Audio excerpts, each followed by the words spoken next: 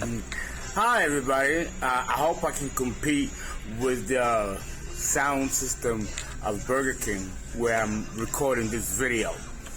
And I have my music that I'm listening to, which inspires me to have to talk about Pluto in the 8th house. Pluto in the 8th house is no different than Pluto in Scorpio. Scorpio, Pluto, and the 8th house, all three are equally intense. It is the only sign in the zodiac that vibrates at the same level as the planet and the house. No other sign, planet, or house vibrates at such an intensity that it can actually explode and destroy the entire zodiac. This is how big and serious is this primal energy in Scorpio. But it doesn't it doesn't end there. It doesn't end there. The energy of Scorpio is so deep. It's so deep that it even wants to know the mystery of death itself. Many people that got Pluto in the 8th house, the first 30 years of their life, or it can happen in the second half of their life, by the time anything happens. Remember, this is Pluto now. So if anything happens to you in the second half of life, it will be traumatic, catastrophic, downright deadly. This is Pluto now. Rules death. So there is a deep fascination for death and the process of death and how people look like after they're dead. Some people like to play with body parts or have sex with dead bodies, as the next thrill of lust and desire, which eventually, as we get older, withers away. But also throwing yourself completely to the throes of lust and passion and desire will burn you out. And then you have no sensation, no feeling. Because Pluto can give you the opposite, But we've never really seen that in birth charts. And not that people are going to run and tell you their deepest, most cruelest, and darkest secrets either. So it's probably a recess of the human psyche concerning the darkest of the darkest that we can go and talk about it is almost non-existent. Who would? Would you? I don't think I even would. Not many people are willing to look into themselves that deeply. This is Pluto in the 8th house and or in Scorpio. Oh, Tito Rodriguez, I'm back. Oh my God. Oh, it's delicious. And with this drink and this toke, I'm good. Still homeless though, but you will never know. And I sleep very nicely. I mentioned the homeless bit because that's very Pluto. You lose your house, you lose your apartment, you lose your stability. So now you're out in the street, which is symbolic of externalized instability. But that's a theory that many people, no one likes to be out on the street. No one likes to lose their apartment. No one likes to live from suitcase and sleeping in corners or in bathrooms or in gas stations. Can you imagine doing that? Where are you going to wash your ass? And clean your ass, where are you going to shit? You know? So it's not, it's very few people can handle something like that. But understand that this is exactly the principle of Pluto. Now, I got Pluto in Virgo. I have it in my chart. I have it in my sun. So, of course, I'm going through all these kinds of experiences. Of course I am. And Pluto in Virgo is the darkest position, according to Jeffrey Green. And I got the little guy, and I know my dark. And there could be more. Oh, yes, it is very dark. But understand that with the courage to throw yourself into the abyss of your own darkness, do you realize how much more powerful it makes you? You can transform the shadow right from the depths of the darkness of the void. That says a lot about you, if you can do that. And I think what can make people lunge forward with great courage to do that would be to have total trust in their confidence. Have total trust in their confidence. Because, listen. If you are going to take the plunge, you might as well do it with a bang. That's what I would do. Because Pluto is not going to exact your choice. Like Saturn, it will be explosive immediately. It won't be gradual like it will be in the other houses. In the 8th house, and we still know very little about it, it's explosive. And we have seen this mundanely with the Pluto transits and progressions, which are also quite slow. You could live an entire lifetime and only go through one experience concerning Pluto, because it moves very slowly. It spends close to 30 years per sign. But that's how it's been calculated by astrologers in the past. And scientists and planetary scientists can also calculate the orbit and the amount of years that it would take to go through a sign.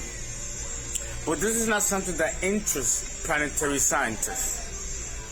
But when I was reading the books on Pluto in the 1990s, we're talking about a good 30 plus years ago, they were still talking theoretically about Pluto.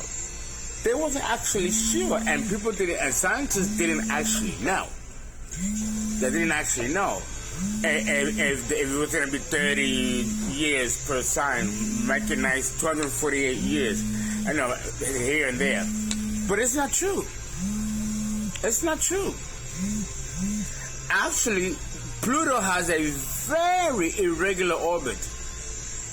He was only in Virgo for 13 years. And God knows how long he was in Cancer. And it seems to have been shorter in Leo. And then kind of medium, like 10, 12 years in Libra. But it's not 30 years. And so far, it has passed through 6 signs. And it still doesn't give us 30 years per sign. It's very irregular. So maybe there's a consolidation of a 240-year cycle to the other signs. But we don't know, because Pluto's not there yet. And we haven't learned to, we don't know how it functions. Both individually in the birth chart and collectively. And both have to be explored. Because it gives us a greater reference and how to relate the planets to past behaviors, future behaviors, and what we can do to modify these behaviors or these actions. Don't you think so? So Pluto in the 8th house, he gets his hands dirty and busy. Now I just told you one aspect.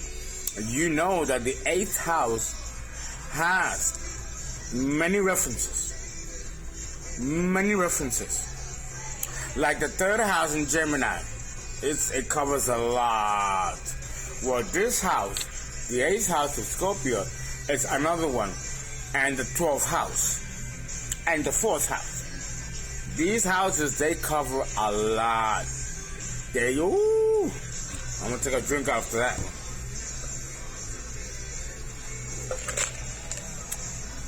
So in 20 minutes, I've got to give you a little bit of everything. I hope I'm doing a good job. So you can understand the extremities of the function of Pluto in all the houses. Oh, wait. I love it. I love it. Oh, I miss it. You know how long I've had some music? Well, yeah. I got to be masculine and feminine.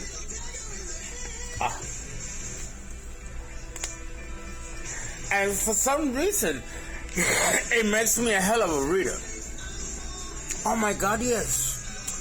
But I know why. It's an Orisha. An archon, another type of archon.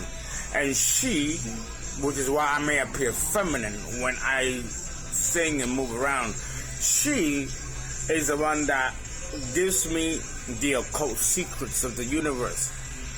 The more I'm happy and charming and laughing and bubbly and giddy, both man or woman, or acting both energies, it gives you this knowledge and abundance. That's Hathor. These are mysteries that are well in keeping when talking about Pluto in the 8th house. Because the 8th house rules the occult, the mystery, what's behind the veil. Like the 4th house and the 12th house. These houses are extremely profound when it comes to discovering their depths. They're deep. These are deep houses that encompass all kinds of mysteries that we didn't even know or had the imagination to even conceive. It does say in Matthew that the kingdom of God cannot reach the imagination of man. That's a deep statement. The kingdom of God cannot reach the imagination of man. That is deep. Which means that we're the ones limited to what's out there. And whatever is out there is comparable to what we allow in our mind. Ain't that deep? The universe is as expansive and as universal as you believe it is in your own head. Oh, the 8th house is deep. It's deep. The 8th house rules dreams, lucid dreaming, and the other worlds that exist when we go to sleep. With Pluto in the 8th house, he will take you and push you, thrust you into those realms without preparation and without warning. And suddenly, you learn of a separate reality than the one you knew when you were awake in your physical body. You become clairaudient, clairvoyant, and everything else within this category. The 8th house rules real, deep, and very dangerous truths, like the existence of extraterrestrials, demonic beings that live in these star systems that we think they're so pretty and so bright, not realizing that there's some horrific demonic beings that live there. No. And those that come here, some of them are good, but most of them are bad. No. And to have the secret knowledge about this is very indicative of someone having Pluto in the 8th house. The 8th house also rules surgery. You might be that person that wakes up in the middle of a deep surgery to you.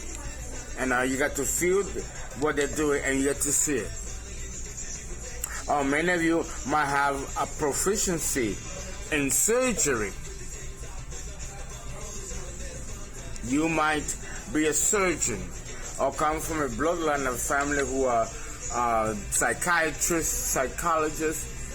Psychiatry and psychology are two separate branches, but they also fall in the 8th house and Pluto in Scorpio. Because it is anything that deals with trying to figure out how you think, how you act, how you feel, falls under the dominionship of Scorpio. Scorpio is like a Rubik's Cube. When you see a Rubik's Cube, anybody sees a Rubik's Cube sitting on the table, they have this intense inclination to touch it, to play with it, to toy with it. Some people can resist it, just sitting there. They've actually done studies on this. This is the vibratory energy, if it can be put into words, of Pluto in Scorpio or Pluto in the 8th house. Take a Rubik's Cube, perfect, it hasn't been moved, and put it there and bring a subject in and watch. You tell them, I will pay you if you can stop yourself from touching that Rubik's Cube. And the person leaves and leaves the subject inside along with the Rubik's Cube. They fall every time. Every time. It's like a posy. Come on. Come on. This is the vibratory energy of Pluto in Scorpio, or in the 8th house.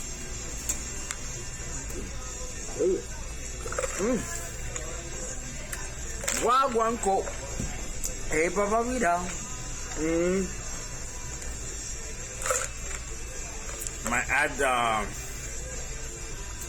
I always confuse the name. Aperol. Oh yeah. Listen, I have to have it because I have not been able to be as productive as I would want to be. With the internet, leaving like that. Oh God, it's terrible. The 8th house also rules a preoccupation with death. And there are people that Scorpios, because they're Scorpios, and these are people that usually have the sun in Scorpio in the 8th house. But I've also, just to show you how intense equally the houses are with the planet and the sign. I had this Gemini guy who he worked in the morgue, and he loved being in that morgue. That on his days off, he would go in there just for fun. He would sleep in there, and sometimes he would be as extreme to take the clothes off him, which they were prepared for burial, and he would put him on. He had a fascination with death, the dead, and how you die. He had the sun in the 8th house. Unbelievable. You swore he was a Scorpio. He wasn't, but he had the sun in the 8th house. To show you how powerful and strong the 8th house is. It can literally overpower the sun or the moon or the ascendant and make you vibrate this intense energy. Oh yeah. Oh yeah. The 8th house also rules legacies, trust, windfalls, lots of money. I mean, lots of money.